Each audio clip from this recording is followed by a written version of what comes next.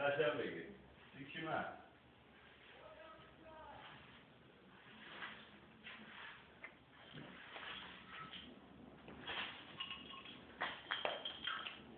آقا محسن از کارتون راضی هستید؟ بله برا چقدر میگیرید؟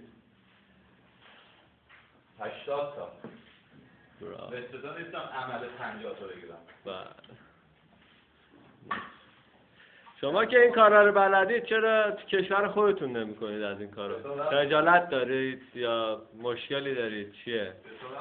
آها حتما به خاطر پولشه.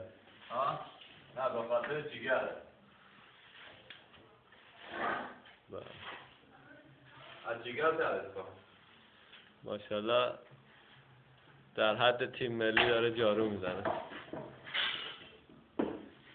برای مسابقات هم انتخابش کرده. این دوره کجا مسابقه ها رو انداختن آقا محسن؟ در واسه جیگر باشه تو فیلیپینه.